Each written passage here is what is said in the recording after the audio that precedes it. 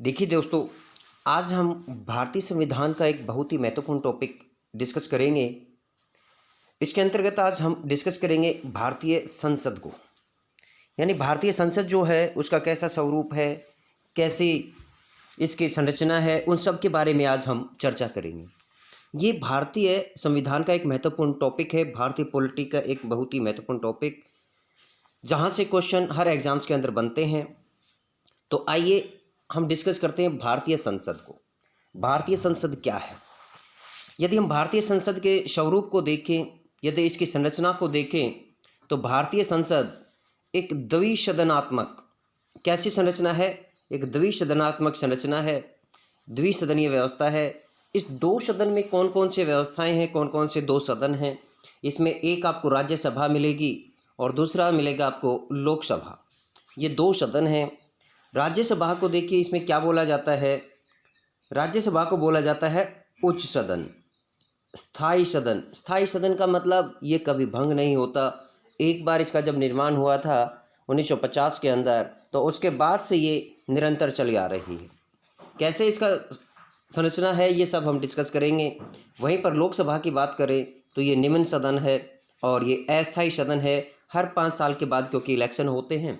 और वहीं पर यदि हम संसद की बात करें तो राष्ट्रपति इसका एक महत्वपूर्ण अंग होता है, क्योंकि संसद का प्रमुख कार्य होता है कानूनों का निर्माण करना, कानूनों की संरचना करना।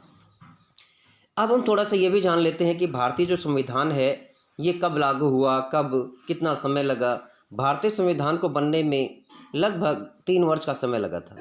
2 वर्ष 11 महीने और 18 दिन। ये अपना 26 नवंबर 1949 को बनकर के तैयार हो गया था, लेकिन 26 जनवरी 1923 को जो हमारा स्वतंत्रता दिवस मनाया गया था, उसी को महत्वपूर्ण बनाने के लिए हमने 26 जनवरी 1950 को राष्ट्र दिवस के रूप में मनाया, या ये कहें कि गणतंत्र दिवस के रूप में मनाया। इसी को हम आज रिपब्लिक डे के रूप में मनाते हैं। और जो 26 नवंबर है उसको हम विधि दिवस के रूप में मनाते हैं। 26 जो नवंबर है ये हम विधि दिवस के रूप में मनाते हैं। कौन से दिवस के रूप में? विधि दिवस। जबकि आपका 26 जनवरी है ये रिपब्लिक डे के रूप में मनाया जाता है। तो ये यहाँ से महत्वपूर्ण क्वेश्चन थे, आपके यहाँ से क्वेश्चन बनते हैं। अब आगे देखते हैं इसमें सदस्यों का चुनाव कैसे किया जाता है, उसके बारे में देखते हैं। यहाँ पर यदि हम बात करें सदन के चुनाव प्रक्रिया की, तो इसमें ये हम जान चुके हैं कि ये द्विसदनीय व्यवस्था है। द्विसदनीय व्यवस्था के अंदर राज्यसभा और लोकसभा। अब राज्यसभा एक स्थायी सदन के रूप में हमने जाना था, तो यहाँ पर सदस्यों का कार्यकाल कितना होता है, क्या उनकी उम्र होती है, कैसे चुनाव होता है, उसके बारे में हम चर्चा करते हैं। देखिए, राज्यसभा के अंदर जो कैंडिडेट चुना जाता है, जो उम्मीदवार चुना जाता है, उसकी आयु 30 वर्ष होनी चाहिए। इनका कार्यकाल 6 वर्ष का होता है और 6 वर्ष के होते ही इनमें से 2/3 यानी 1/3 जो सदस्य हैं वो प्रत्येक 2 वर्ष में सेवानिवृत्त कर दिए जाते हैं, यानी उनका कार्यकाल समाप्त हो जाता है। नए सदस्यों का चुनाव यहाँ पर किया जाता है। चुनाव की प्रक्रिया क्या है? अप्रत्यक्ष रूप से चुनाव किया जाता है। अनुपातिक प्रतिनिधि प्रणाली है। ये हम डिस्कस करेंगे जब हम प्रधानमंत्री वाले पद के जो या राष्ट्रपति के जो पद के बारे में डिस्कस करेंगे, वहाँ पर हम डिस्कस करेंगे कि अनुपातिक प्रतिनिधित्व एकल संक्रमणीय मत पद्धति क्या है, इसके बारे में हम चर्चा करेंगे। यहीं पर यदि बात करें राज्यसभा, तो ये राज्यों का प्रतिनिधित्व करती है। किसका?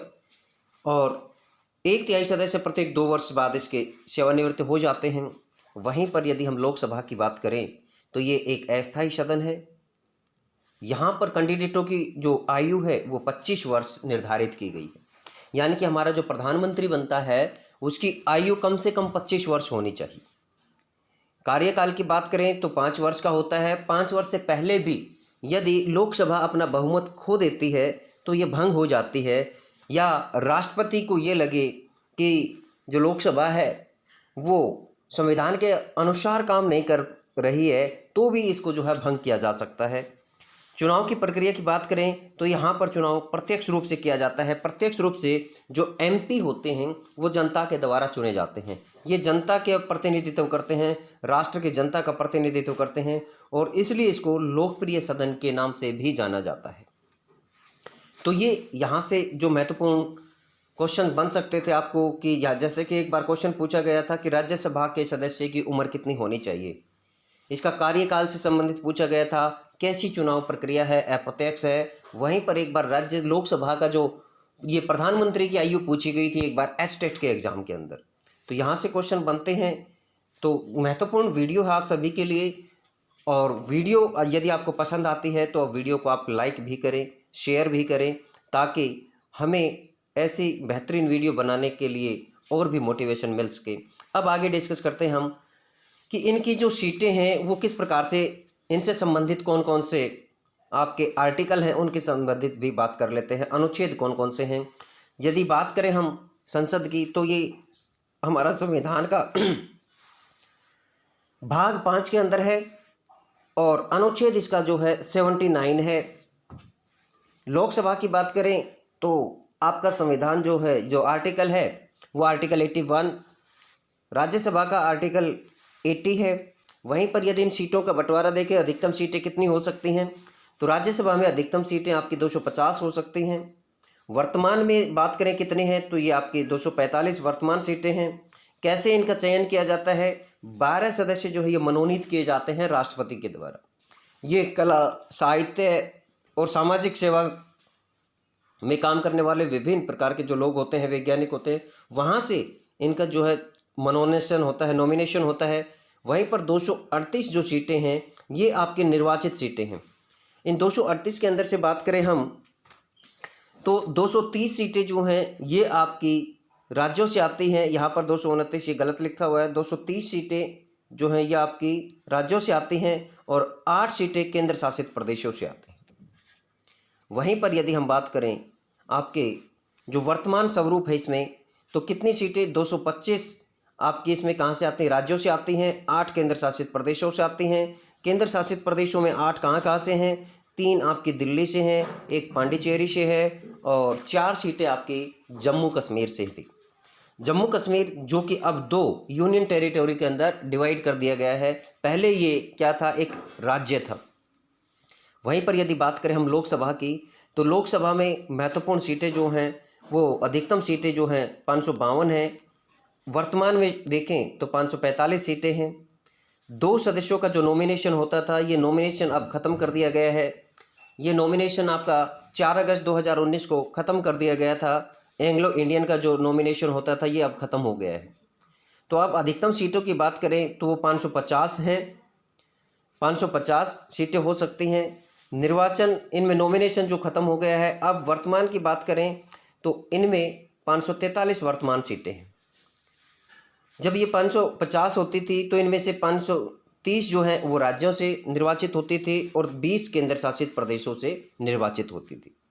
इनमें से सबसे ज़्यादा 7 आपकी कहाँ से थी, इसके आपके दिल्ली से थी। और इधर यदि हम बात करें तो आपके 543 के अंदर आप जो है 524 सीटें जो हैं वो राज्यों से और 19 सीटें केंद्र शासित प्रदेशों से चुनी जाती हैं। यहाँ पर देखें 7 सीटें आपकी कहाँ से हैं, दिल्ली से हैं और अन्य केंद्र शासित प्रदेशों से 12 सीटें जो है इनका चुनाव किया जाता है, निर्धारित हैं ये सीटें। इनसे संबंधित आपने ये जितने महत्वपूर्ण इनके आर्टिकल हैं, अनुच्छेद हैं, उन सभी के बारे में जाना और साथ ही जाना है आपके कि कौन से राज्य से या कहाँ से कितनी सीटों का निर्वाचन होता है।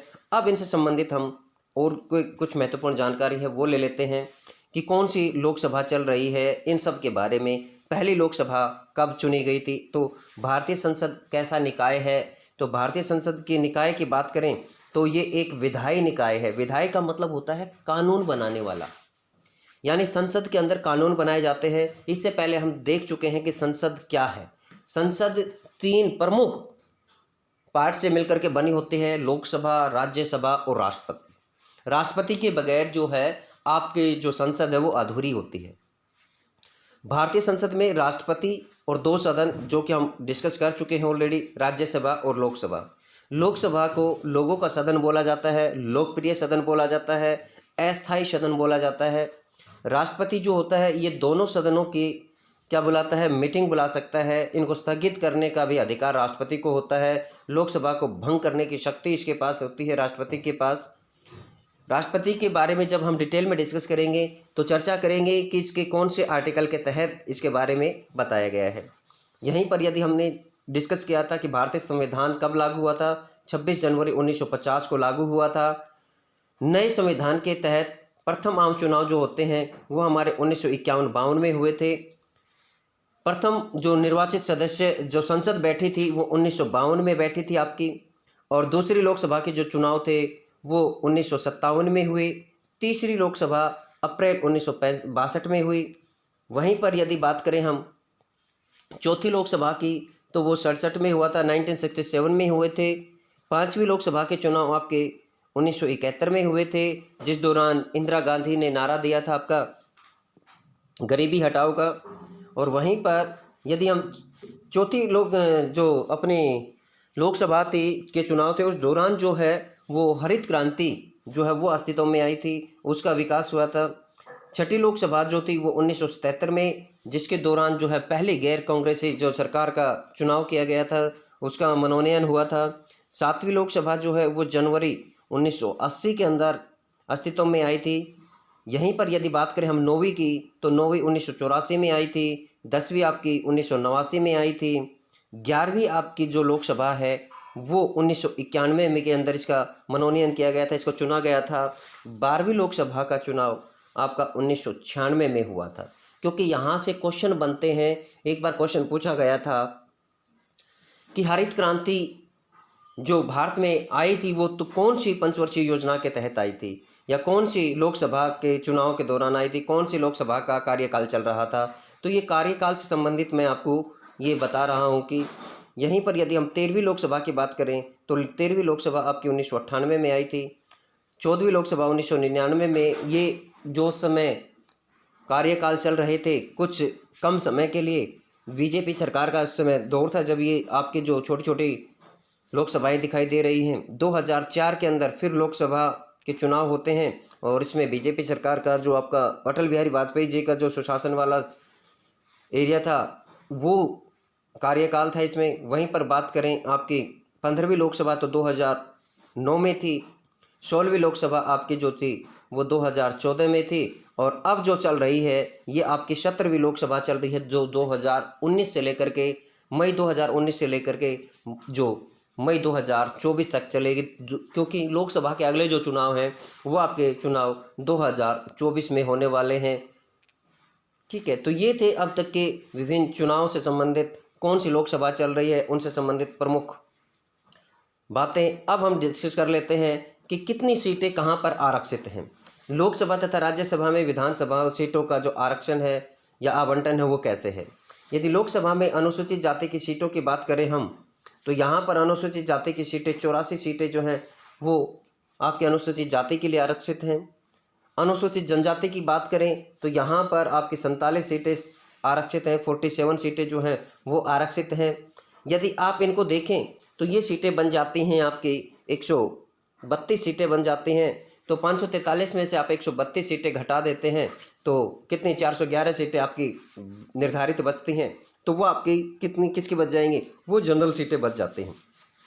राज्य की विधानसभाओं में भी यदि हम डिस्कस करें तो पूरे देश के अंदर जो 614 सीटें हैं, 614 जो सीटें हैं ये आपकी अनुसूचित जाति के लिए आरक्षित हैं। वहीं पर अनुसूचित जनजाति के लिए 554 सीटें जो हैं वो आरक्षित हैं पूरे देश के अंदर। तो ये अपनी वीडियो थी। इस वीडियो में हमने डिस्कस किया अपने संसद के बारे में, सीटों के बंटवारे के बारे में। कैसी लगी ये वीडियो कमेंट बॉक्स में कमेंट करके अवश्य बताना। मिलते हैं नेक्स्ट वीडियो में एक नए टॉपिक के साथ। तब तक के लिए enjoy your life. Thank you. Have a nice day.